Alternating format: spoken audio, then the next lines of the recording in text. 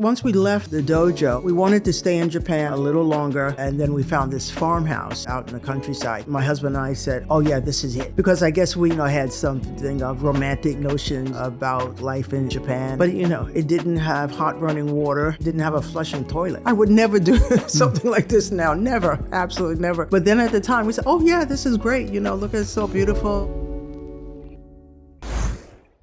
Hello, and thank you for tuning in. If you're enjoying the show, subscribing is the best way to support us. It helps us grow and bring you new stories from life in Japan. All right, let's jump in.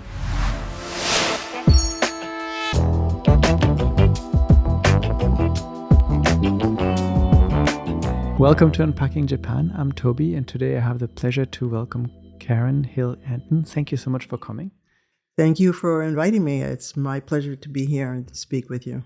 You're a writer, have written extensively for numerous publications like the Japan Times, for which you had a column for over a decade. Mm-hmm. You've also written and published 2 books, one which is a memoir, which we have here, The View from Breast Pocket Mountain, and more recently your first fiction novel, 1,000 Graces. Right. So we're going to talk about those 2 because both of them are very tightly intertwined with your experience of living in Japan, which now spans 50 years.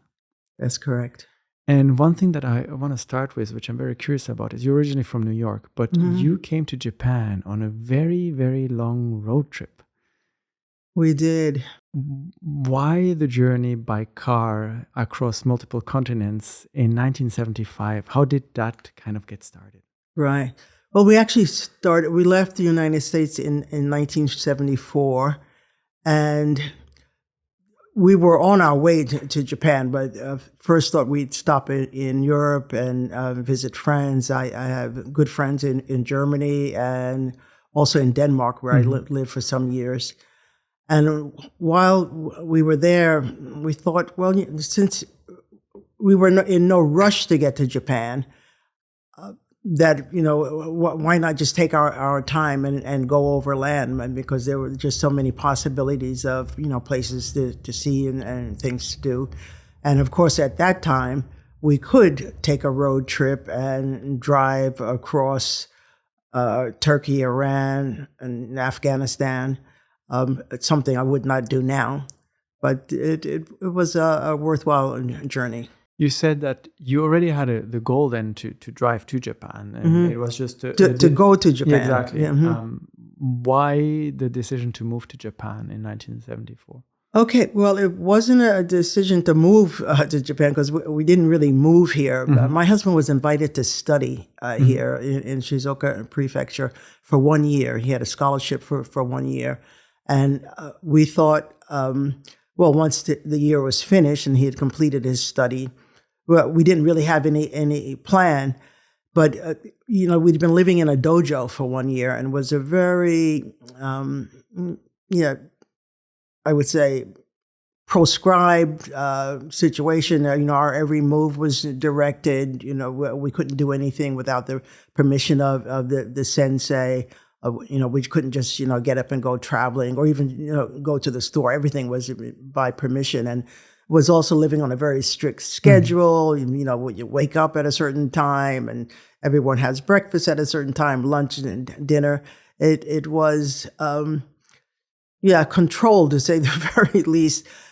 And in any case, after the year was up, both my husband and I felt, we hadn't really seen Japan. We hadn't experienced Japan. And we both said, well, let's stay a little longer. So the original move was for work. For study. For study. The journey was because you had time and an interest. Yeah. And you just mentioned your first year was spent living in a dojo. How did you end up living in a dojo? Well, because that's where my husband was studying. It was a martial arts and yoga dojo. And to be a part of the program, it meant you also lived there in a kind of dormitory situation. So, and that's what we did for 1 year, and with our daughter, who was then 5 years old or 6 years old. Yeah. So the whole road trip was with your daughter in the car as well? Yeah. And not just a car, a Volkswagen Bug. That's a very small car. That's a very small car. It must have been quite the experience too. It was quite the experience. What were some of the highlights of this trip? How long were you on the road for? We were on the road. Let's see. Well, we left the United States in July 1974. We were in, I guess, toured most of Western Europe from July until about September or October. I can't really remember. And then from that time, we took off towards the east. So, we knew we were going to the east. And we went through the former Yugoslavia. Mm-hmm. And at a country that doesn't even exist anymore, and we were camping most of the time. We weren't, staying in hotels or hostels, or just. And I write actually quite a bit about this in the memoir, that we would pretty much camp anywhere where the ground was flat. Okay. We didn't look for special. Accommodations or anything. And if we were allowed to put up a tent and take our sleeping bags, so we did. But I remember in Yugoslavia when we came into the country and went through passport control, they were kind of like, well, who are you and what are you doing here and where are you going to stay? Mm-hmm. And when we said we were going to camp. The authority there said, no, there's no, you can't just camp here. And he directed us to a place that was almost like a barracks. It was, extremely simple, but it was a place where we could spend the night. And that's what we did. Traveling through countries that don't exist anymore. And camping, I imagine that leaves a lot of memories. You were on your way here for your husband's studies. Mm-hmm. Did you have a personal interest in Japan? Have you ever thought about kind of coming here and staying? Not really. My only experience of Japan was the movies of Kurosawa, mm-hmm. and I loved all of those samurai movies. And I studied modern dance for a while in New York City, and I had. Yeah, what can I say? I really admired two Japanese dancers who were part of the company at the time. And I would just say once I got to Japan, I thought everybody knew who these dancers were. I thought they were like household names. I don't know, Michael Jackson or something. But I would say, Asakawa Takako, no one had ever heard of her, or Yuriko. And these are, well-known dancers in the Martha Graham dance company, but that was pretty much my extent of what I knew about Japan, which was basically nothing. Yeah. After your first year, you felt like you hadn't really seen anything, and you set out to explore, to kind of make up your mind a little bit. Mm-hmm. Where did that journey take you? Yeah. Okay. So once we left the dojo, we knew we wanted to stay in Japan, as I say, a little longer, and we knew we didn't want to go to one of the big cities, not Osaka or Tokyo or even Kyoto. And my husband found work in the city of Hamamatsu, and then we found this farmhouse, out in the countryside.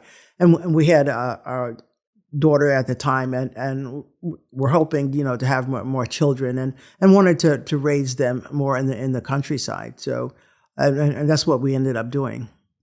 A farmhouse in the outskirts of Hamamatsu. Mm-hmm. I think this is a farmhouse that is basically here pictured on the memoir, the view from Breast Pocket Mountain, kind of tucked away in a valley. Yeah. What was your thought? How did you even find this farmhouse? And Right. Well, someone told us about it, and we knew no one was living there. And when we saw it, both my husband and I said, "Oh yeah, this is it."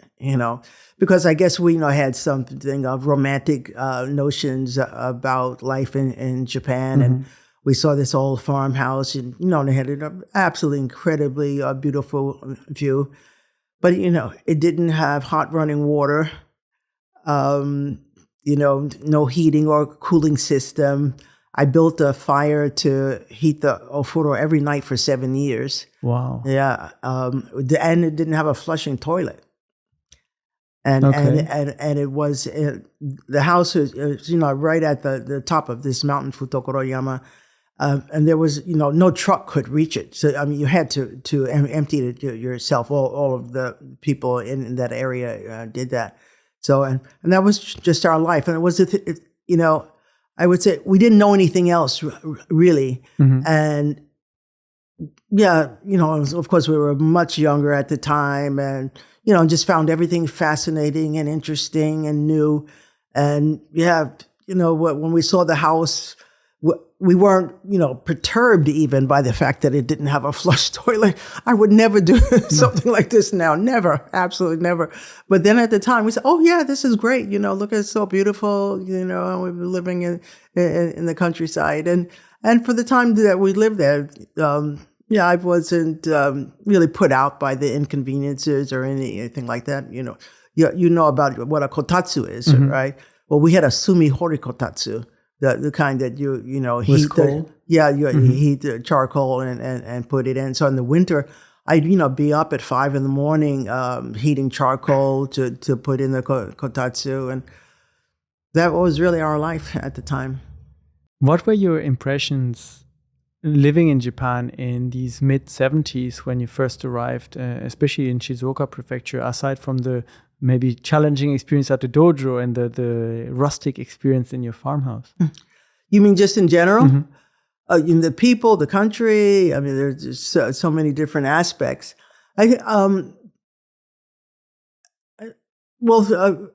First, I'm just speaking about, interactions with people. It was really an adjustment to get used to people not saying everything, explaining everything, talking about everything.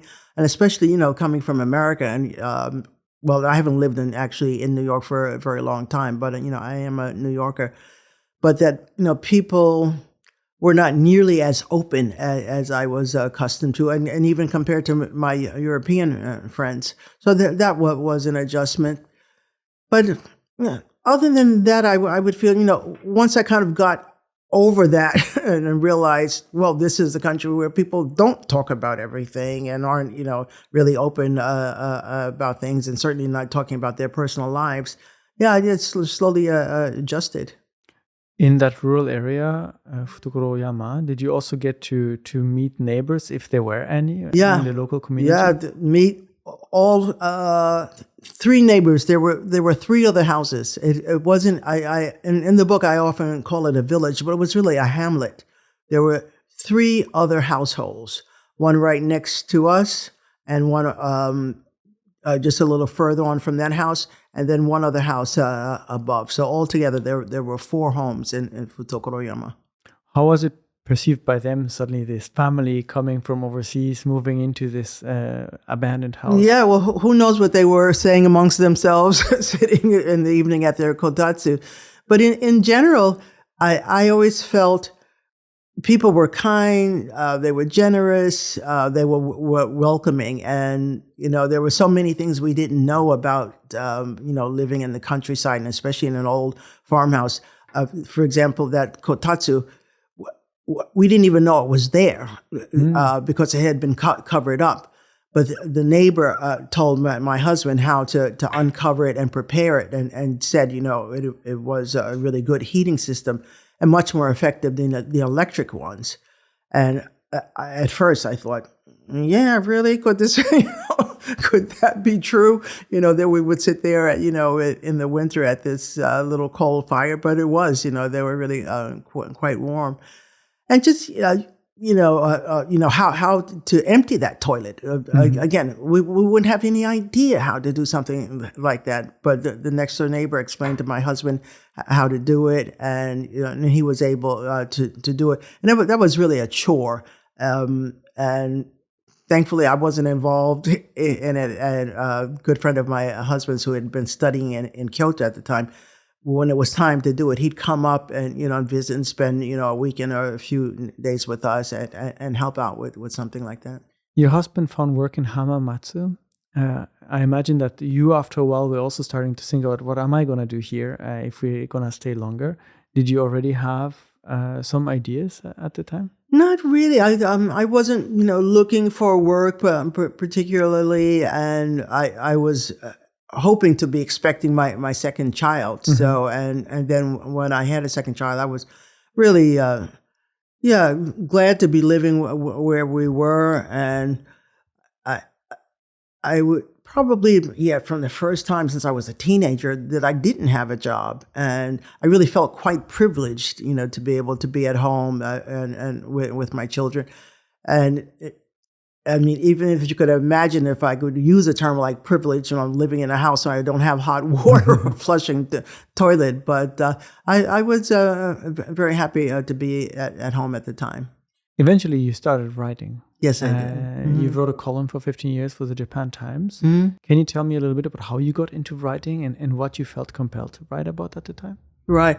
Well, and during that time, and as I said, I wasn't working when we first lived at Tokoroyama, but I did write. And before I had a typewriter, I wrote everything, by hand, we say longhand. And I used to read the Japan Times every day. I mean, it's like almost like a religion or something. I mean, I guess in some ways it was like my connection with the English-speaking world. So, I read and I was really familiar with the paper. I knew all the columnists, who were writing for the paper.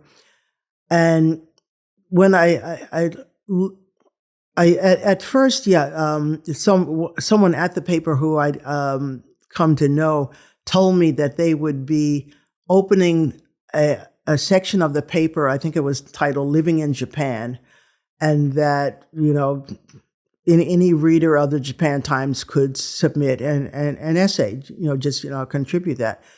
And she knew I wrote, and she said, well, why don't you submit something? And I said, oh, sure, I will. And I sat down and wrote something. And when I looked up, it was 2,000 words. It was hardly 500 words. But being totally unprofessional, I just sent it in anyway. I didn't even really think about it. Fortunately for me, they liked it. And they not only accepted it, but wanted to use it for a Sunday feature article, and they asked for photographs for it also. And that was, I would say, kind of like my introduction to writing and publishing in Japan. It was a jumping off place for me, yeah. And that turned into Crossing Cultures, I think. That turned into Crossing Cultures because the editor there, his name was Gyohani, really a very wonderful man. He was so encouraging to me. He really liked my writing, and thought I could produce more, and and said, I should submit more writing to them. But at the time, my second daughter was still a toddler. Mm-hmm. I barely had time in the day to breathe, and I didn't even think about it much. But some years later, when I felt I could produce, I would say regular columns, I got in touch with him again, and I just suggested that perhaps they would like a column from someone not living in Tokyo, Osaka, or Kyoto, because at the time, I think all of their columnists had that dateline. And so, and he said, sure. And I did a column called Hamamatsu Highlights I guess I did that for about 5 years. What should people know about Hamamatsu?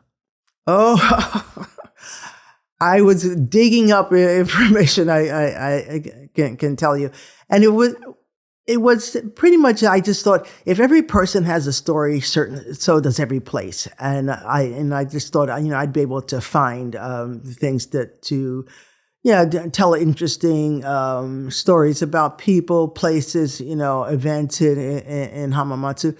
And this was a time, of course, before the internet, and also when there was not a lot of information available in English. And sometimes, I would have to struggle to translate something or get someone to translate for me. But I was able to, tell people, about concerts, exhibitions, artists living in Hamamatsu, textile designers, Yeah, just anyone or anything that I thought might be of interest. It's an often overlooked city, not too far from Shizuoka. Yeah. I think there's also a Shinkansen stop. Yeah, it is a Shinkansen stop too. The Nozomi doesn't stop there, but the Hikari does. Yeah. And so I imagine plenty of things to see and do, but maybe very few people know about it. Yeah.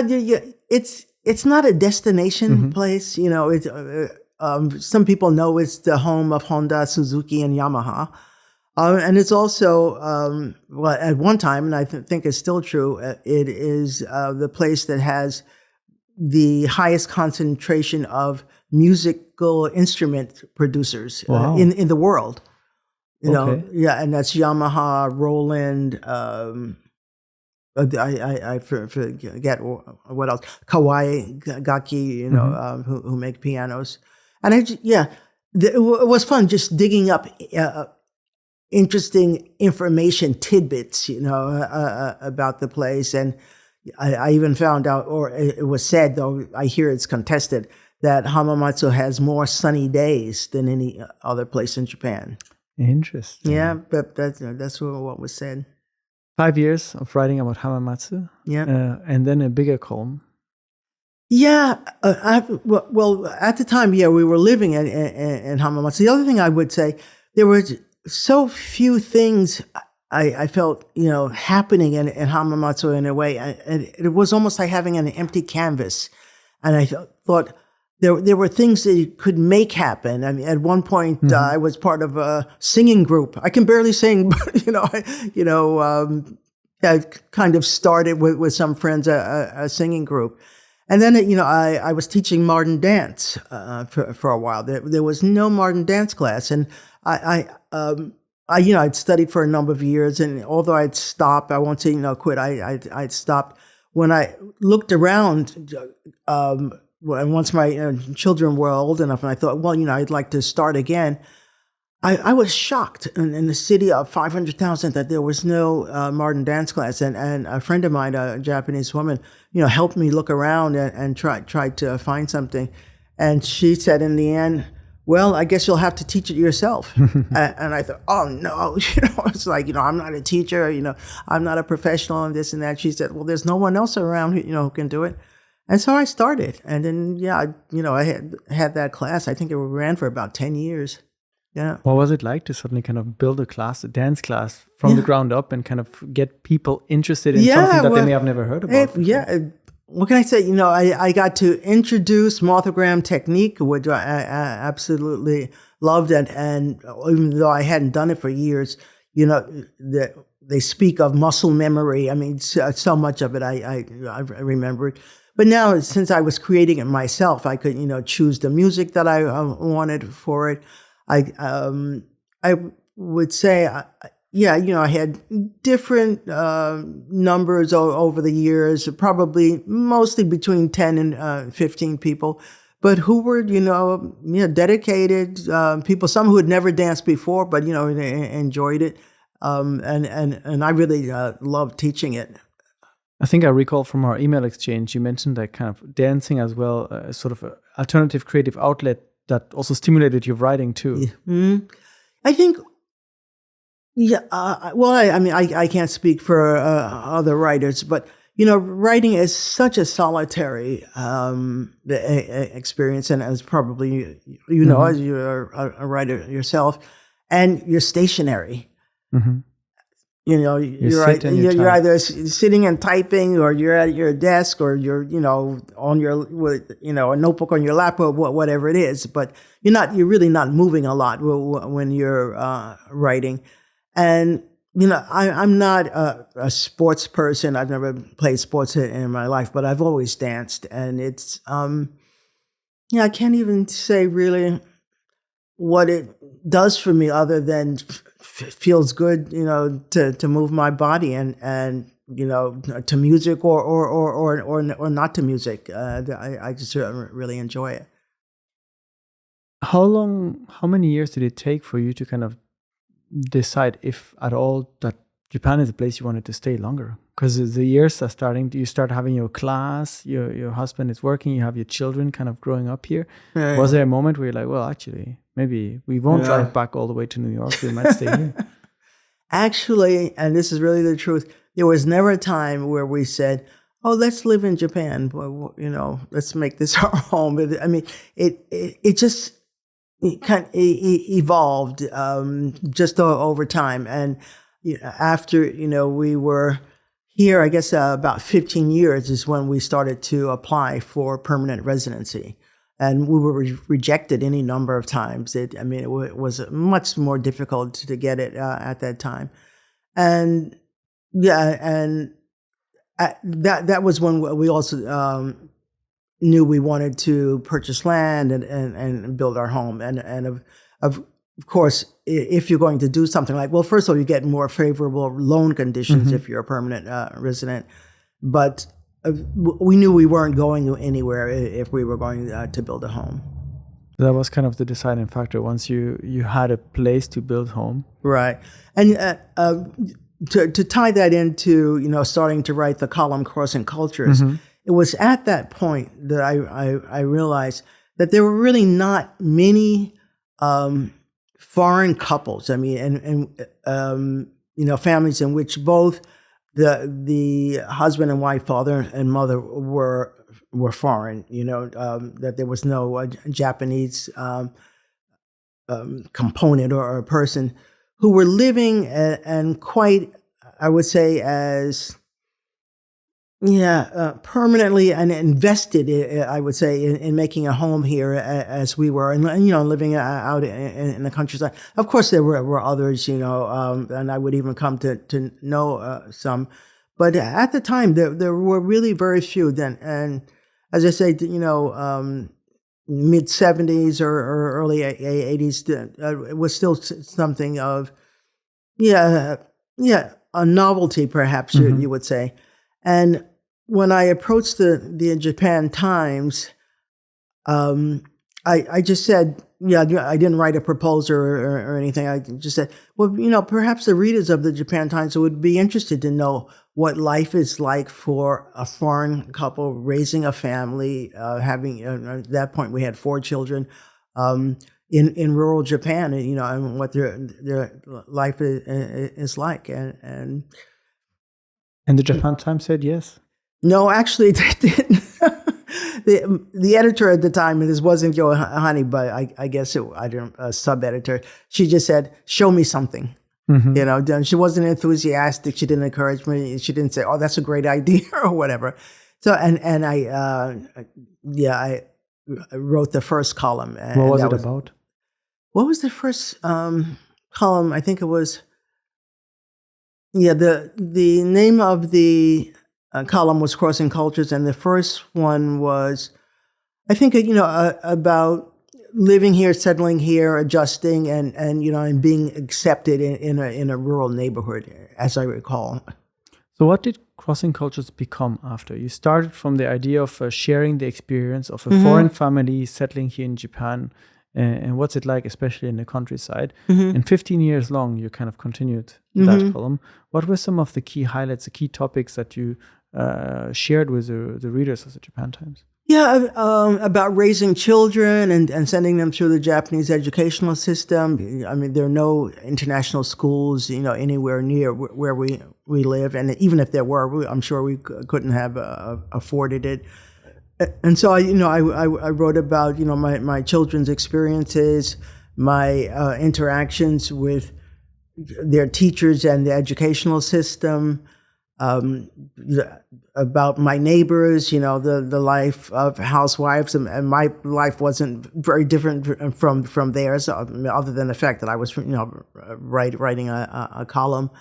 I would say almost anything I thought about it or reflected on, or sometimes I would write something about and how ridiculous it was, about the uniforms, for example.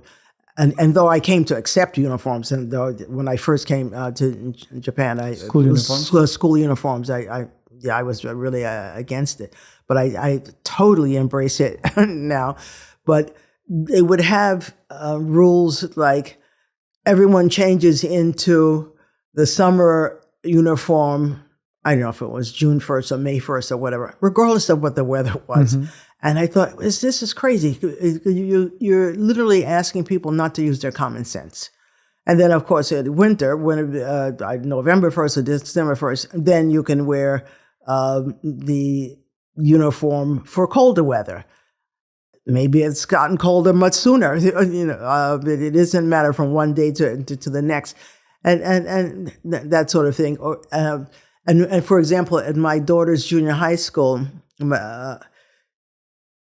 how did it go? She had to wear the sailor type uniform with a skirt and the top to go to school. This is to her junior high school. The bicycling, and with the skirt blowing up made no difference, how windy or what the weather was. But once they got to school, then they changed into what they call wear. It's this kind of athletic pants and a t-shirt. Yeah. If anything, you would think it would be the opposite, if you were really using. You'd wear the sports clothes on the bicycle. Yeah, or something. And it's just, and she was bicycling. I don't know if it was, maybe 5 kilometers to school or something. Would you think you wouldn't want to do it in a sensible manner? Yeah. The first thing you mentioned when talking about crossing cultures was the challenges of bringing your children through the Japanese education system. So you had 4 children, you said earlier. The first one was with you in a car all the way to Japan. The others were born here. What was it like when you kind of, as a foreign couple, have children that maybe don't speak the language, that are born and growing up in a different country? As a parent, how did you experience kind of sending them through this? Well, in fact, they did speak Japanese. They didn't speak English. Oh. Yeah. See, there is also that possibility. Now, when our second daughter was born, my husband and I were really, somewhat concerned whether or not she would, learn Japanese because, we didn't have any Japanese family members, grandmothers or aunts and uncles, cousins, and that kind of thing. But we didn't realize at the time that children will naturally speak the language of the society and the environment that they're in. You almost have to work to prevent that. Yeah. And it would have been smarter to focus, make sure that she learned English. We didn't really get that message until some years later. Of course, my children are all bilingual now, but when they were growing up, they spoke Japanese exclusively. And I would add, the fact that they were going to Japanese schools, all of their classmates were Japanese. They never had a foreign friend the entire time that they were growing up. No, there were no foreigners in our neighborhood. Their teachers were Japanese. They read Japanese books. They could see television, it was Japanese television or manga. I mean, their world was entirely in Japanese. And though I would speak to them in English and they understood, they always answered me in Japanese. And because we were already so different, we stood out wherever we went, no matter what. We didn't want to make it a scene or put pressure on them that, you have to speak the language of your parents. What was it like with the school system, with the teachers, the principals? I imagine that at the beginning you may have had quite a few worries about, will the children be fine when they're at school? They look different. They may have a different culture at home. Yeah. What was it like to kind of communicate this work with the teachers and kind of? It was, I would say, generally speaking, it was really a positive experience. And one of the first experiences when, after we left the dojo and moved to the area we were, and our daughter entered elementary school. And of course, this is, a relatively small country school. I think the entire grades from 1 to 6, there are maybe 120 students. And I remember the first day she went to school, the principal gathered the entire school all of the classmates and teachers and administrators in the yard introduced us, Wow. and said, we're a community. Everyone is welcome. No one should be left out. I forget, exactly what he said, but it was almost he went out of his way or made the point from the very beginning. This child and this family may look different, but they are, or she is not to be treated differently. Mm-hmm. Yeah. Writing about your experience for 15 years, is this what eventually kind of gave you the idea to write a memoir about your experience living here in Japan? Not so much just the 50 years in Japan. My life in general has been somewhat, I would say, unconventional. I don't know if I was unusual or whatever, but I've done some things and taken some paths, not a lot of people have done. And many people who, for example, when they read the memoir, and especially when we, taking that trip driving as far, as Afghanistan, well, they said they were worried for me or concerned, that it would do something like that. Of course, we weren't in any danger, but it's hard to say. I have had an adventurous life. I'm not the adventure type at all, but I'm also not someone, I guess, who just follows a straight line and does what might be expected. When I asked you earlier about when or what made you kind of decide to stay here, you said it was the moment you decided to buy a piece of land and build a home. Yeah. And home is kind of the central concept that you discuss throughout the memoir. What is home?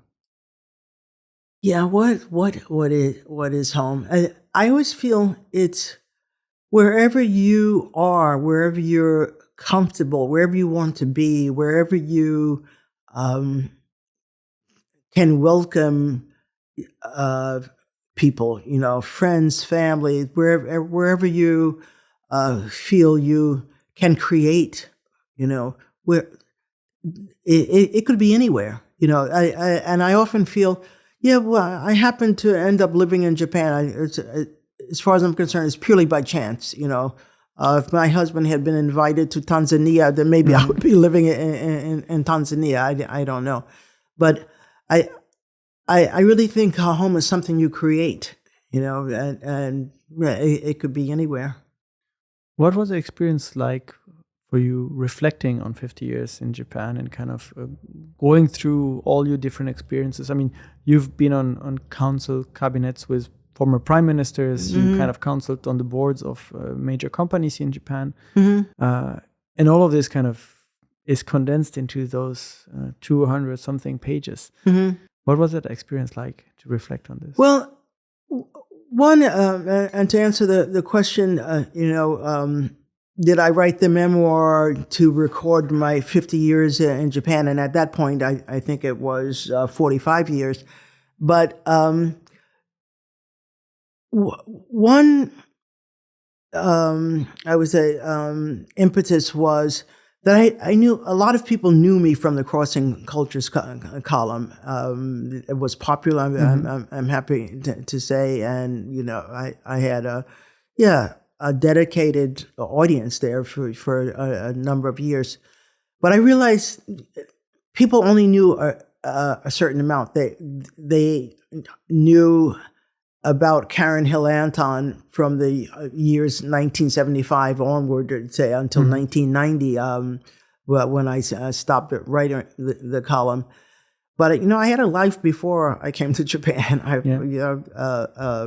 quite a full life, and of course after I stopped writing the column, and it's been a life with challenges, just like many people have. But I felt I had a story to tell, and I wanted to write about it.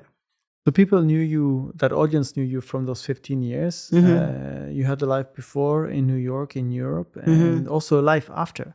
What were some of these key turning points or key milestones for you in Japan after the end of Crossing Cultures?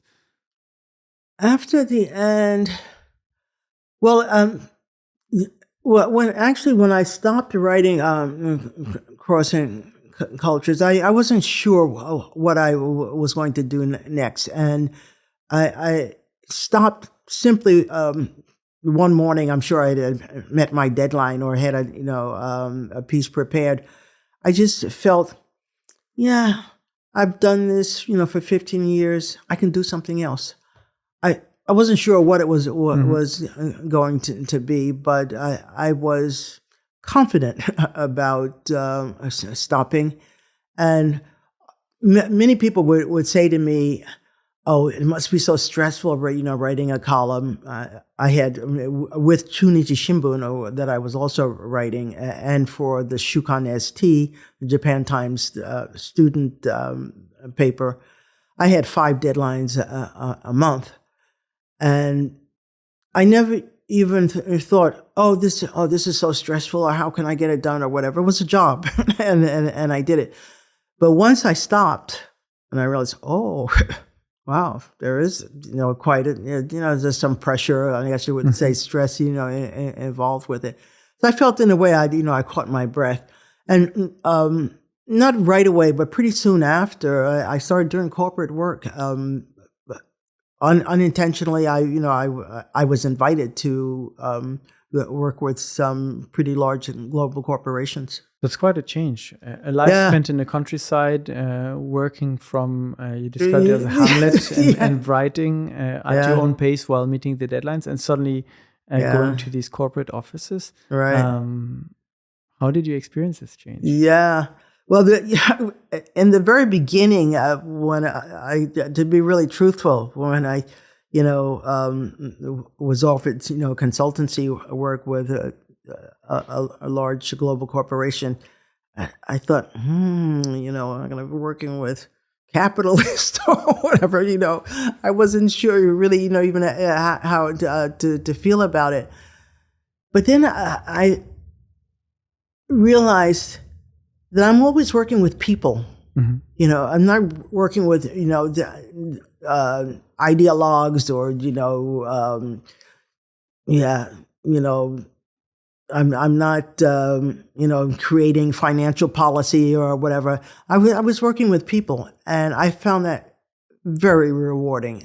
No matter what corporation it was, having that interaction with people and seeing them, change and grow and accept new ideas, and be able to work more effectively and with colleagues and in their own work. I really found it quite rewarding. Did you feel that for you this was also kind of rediscovering Japan in a way, or discovering a completely different side of Japan? It was a different side of Japan, but mostly in, I would say, the corporate work I was doing. Though I've worked for some companies that were almost exclusively Japanese, most of them had an international clientele and staff. Their employees were international. What were the key kind of consultancy point that you came in? I mean, you were a writer, you wrote a column or multiple columns for newspapers. How did they onboard you, and what were you kind of contributing there? Well, it depended on what company was and what they were trying to do. And at the time, and this was, I guess it was just around 1999, 2000, more women were entering the workforce, and there were problems of harassment towards women, some very obviously sexual harassment, but also just something more general in old attitudes that, women shouldn't really be in the workplace. They should be at home. They should be, married or having children. Or they can't keep up with, the demands of the corporate world. So I worked on, changing some of those attitudes. And to make it, I would say, a more successful workplace for everyone who was working there, and not to, discriminate or be prejudiced against someone because they didn't, meet the stereotype of, the hardworking salaryman. In these big corporations, I feel like it's sometimes difficult to have an impact and to make things change. They bring you on as a consultant. You have a completely outsider's perspective on what's going on. Did you feel like you were able to contribute to actually make some change happen? I feel I did. I mean, it doesn't happen overnight, but I always felt, well, they asked me here. and they knew about me because of the Crossing Cultures column.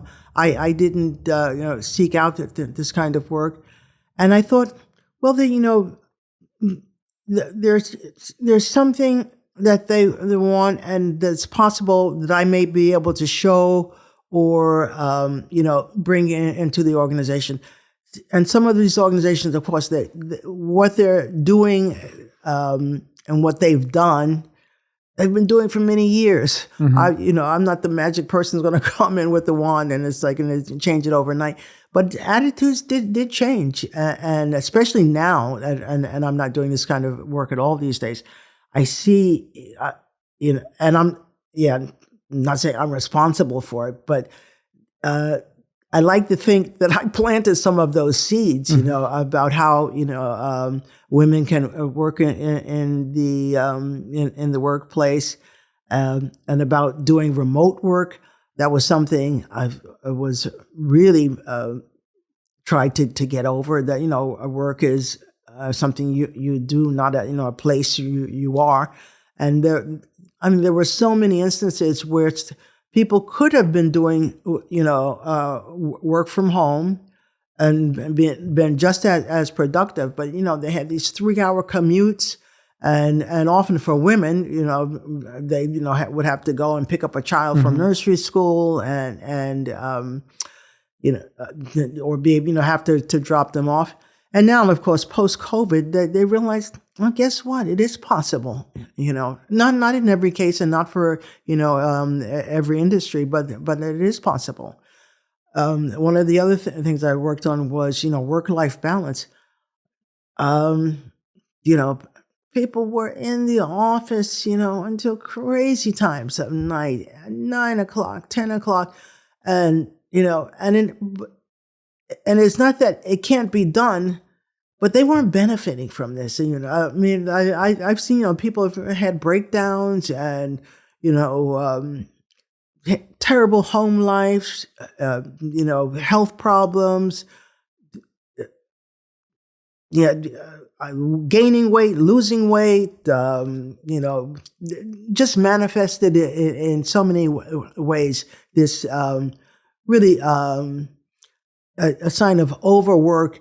And I would say that karoshi is having a word for death from overwork. And I think Japanese was the only language that did.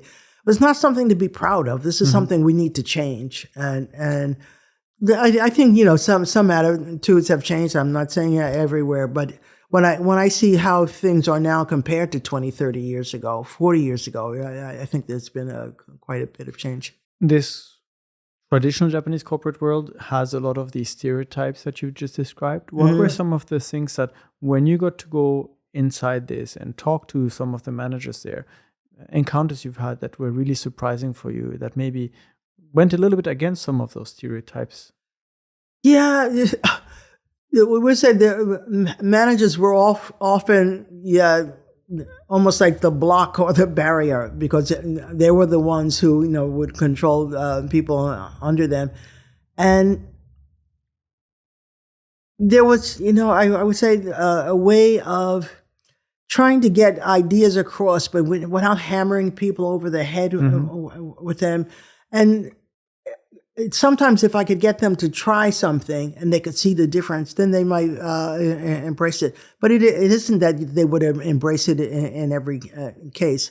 But I would say some of my best experience was working with executives directly.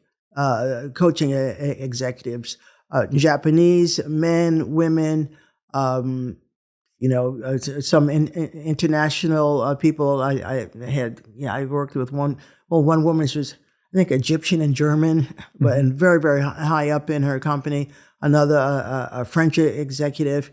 And just being able to meet with them, I think we met once or twice a week for an hour, and really talk about what it was they were trying to do, and how they felt they could be effective, or how they weren't being effective, and seeing them, change in their lives and their work styles was, that was a wonderful experience for me personally too.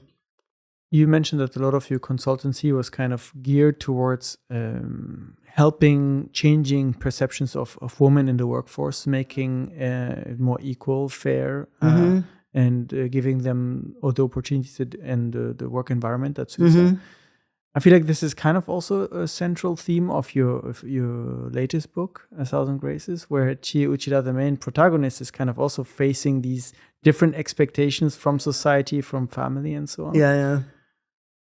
Tell me about this coming-of-age story. I imagine throughout your years of consulting, you've never really stopped writing, and eventually maybe you wanted to write something different than a memoir too.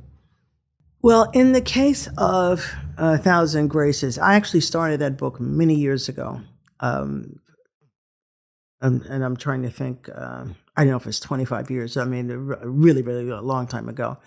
And a few, I guess it was about 4 years ago, I had the manuscript in my drawer, and I hadn't looked at it for years, and I took it out, and I thought, well, maybe I have 50 pages here. Let me see what's there.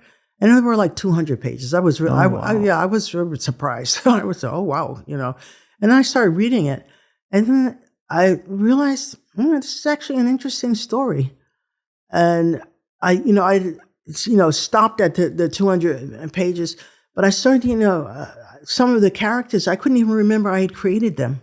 I honestly couldn't remember, or, what name I had given them, or what their family backgrounds were. But I felt, there's a story here, and I want to finish it, because I started to feel like I had abandoned them. And then I realized, this is a story I can finish. Yeah. What made you start writing that story 25 years ago, or whenever you did? I do not know. Of course, some people think, it's based on someone I know, or, it's a family I know. Absolutely not. No one at all. I don't know. I can say with complete honesty, I don't know anyone like this character. What her life was, or, the trajectory of her life. One of the things that I tried to, it's hard to explain now that the novel is finished. But the last chapter of this novel was originally the first. Okay. Yeah. And I won't talk about it, because people will have to read it if they want to get to the last chapter. But I knew the trajectory of this character's life. And originally I had thought, I wrote that last chapter, which was the first, and I thought I would tell the story in a way like going backwards. But in the end, I didn't think I was an accomplished enough novelist to be able to do something like that. And the copy editor I was working with, her, and I discussed it with her, and she said, no, I think it's better that you don't do that. So I just proceeded in that way. You mentioned finding the manuscript in your drawer and kind of having something there, and by reading it again, realizing, there's something, I want to share this story. I don't want to leave it in the drawer. I want to put it out there for people to read. What was it that you kind of saw in the story that was important for you to put out there? I don't even think so much that it was important as When you have an imagination and you are willing to create, it just was a story I wanted to tell. If you were a child, maybe I would be making up the story and telling it to you while you were sitting at my knee or something. Mm-hmm. It's just a story, and it doesn't have a message. I mean, of course, there are, I think, messages and lessons in it, but it wasn't because I was trying to make a statement or anything. It's and yeah, I don't speak in terms of channeling, the story, but I do feel I don't know where that story came from or how it happened, but it really just came to me. I had written another novel, by the way. This is the first one that was published. The other one will probably never be published, and that's fine with me. But I don't think of myself as a novelist. Mm-hmm. I doubt I'll write another, but who knows? I'm not saying I never will.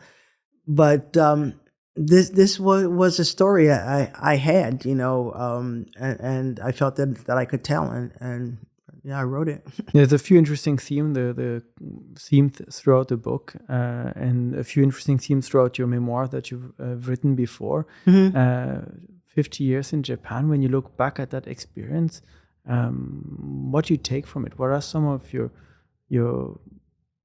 key learnings, if I can phrase it like that, mm-hmm. From witnessing so many decades of change and having gone through so many experiences of your own here? Mm-hmm. I think that the biggest change I see is in myself. Mm-hmm.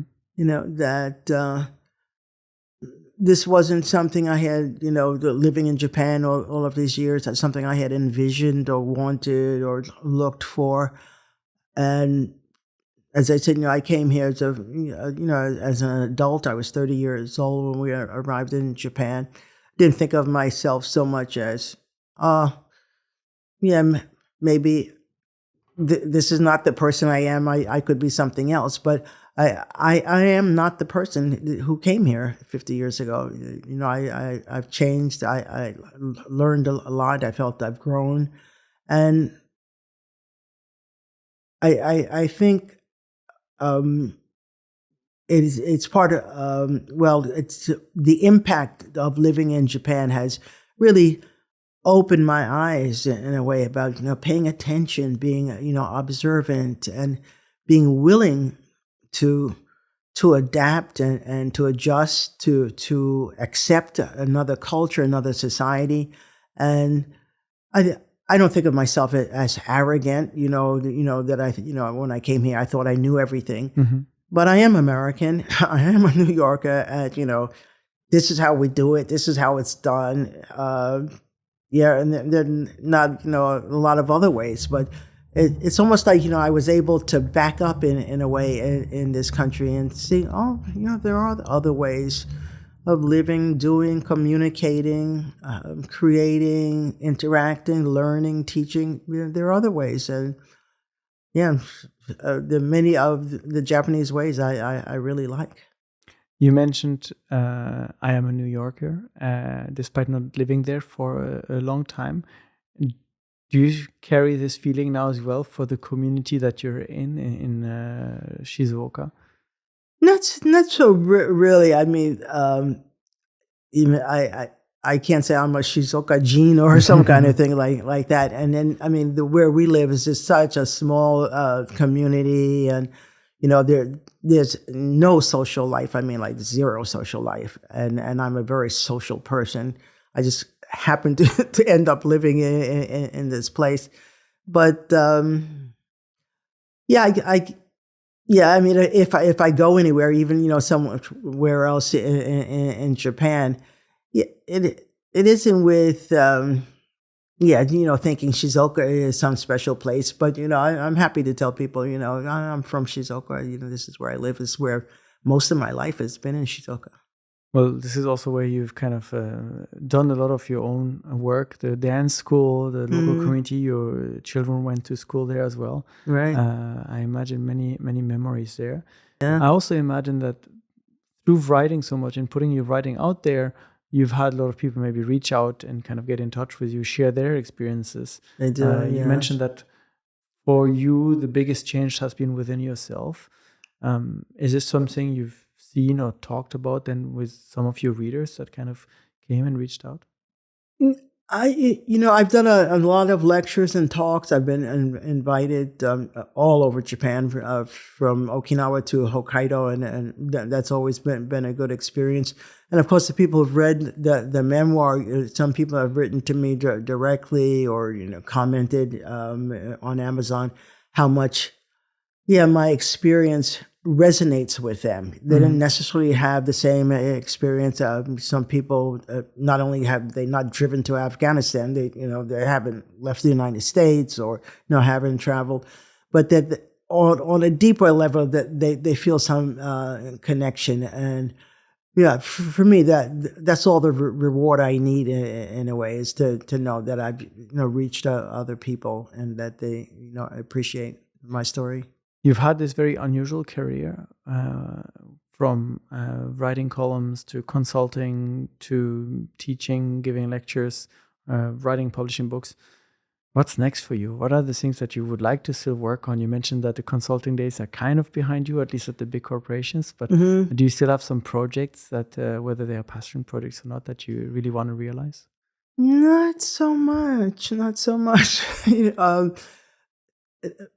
As I said, I mean, who knows what I'll do next? I doubt that I'll try to become an astronaut or anything like that. But this is a very, very good time in my life. My children are all adults now, and I have grandchildren. For me, the happiest times in my life are when I'm together with my family or family and friends, and just being able to do the things I enjoy, and without, seeking work or, and being ambitious or, trying to, achieve something. It's a good time in life. I still love to travel. We've just, as I mentioned, got back from 6 weeks in Australia, and a country we'd never been to before. And that opens up another whole new world. Maybe another road trip to maybe by boat this time to kind of go and. Who knows? Well, first I want to get back to Australia because it's such a huge country. We only saw a very small part, but. I like continuing to write. I'm writing a Substack, and I do that. I find that also very enjoyable. So the writings never left you? No. When I read online the experiences of foreigners in Japan, they're quite mixed. Some are thriving, some are struggling, and you see times are changing constantly. But you've been here for that many decades. When you look back, I imagine you had your own struggles, you've seen your own changes in the country. What kind of advice would you give to people that are looking to make Japan a home and that are kind of at the stage where maybe they're hesitating or thinking about, is this the right place? Should I stay? Should I go? Oh, that's a really big question because it's so individual. Is it a man? Are we talking about a woman? And at what age? And if it's a woman who's looking to start a family, or a man who's now turned 45 but is never married but wants to, or people who have parents who are older and might need to return to their country. So it's I think it's really so individual. I wouldn't encourage anyone so much as to say that should they make that decision and try to live here, that even facing challenges and difficulties, you might be able to make a life here. You might be surprised, if you are able to let go of some of your preconceived notions, about what you expect, or some people can't imagine not living in a really big house or it's beyond anything they can conceive. I have a very comfortable house, but I have foreign friends who come and say my house, oh, what a nice little kitchen or something like that. It's much bigger than, most kitchens in Japan. So I really think it's what you want. But I would love for people to think that there's possibility, that there's possibility. And yet one of the things I think that may hold people back or stymie them in a way in integrating into Japanese life and society is thinking that it has to be one way and that they can't really make the change that might be required to be able to live here comfortably. Mm-hmm. So being open to the possibilities in Japan might be the right place for you. Mm-hmm. Karen, we talked about quite a lot of topics. You've had a long journey. Is there something in particular that I didn't ask you about that you would have liked to bring up today and discuss a little bit more? I can hardly think what it is. What do you think? I think we covered quite a few things. There will usually always be something that comes to mind after we stop recording. Right. So I like to finish with this question just in case there was something that didn't come to mind. But for people that are interested, they can go and find your books and read your memoir and your fiction. I hope they will enjoy the stories and the perspectives into what's it like building a family in rural Japan and 50 years of experience here. Karen, thank you so much for coming and sharing your stories. I hope we'll see more of your reading. For people who want, they also have the Substack. We'll make sure to link it in the description. Yeah, please put it in the your show notes or for the podcast. Thank you everyone for listening and watching. This was Unpacking Japan, and we'll see you in the next episode. Bye.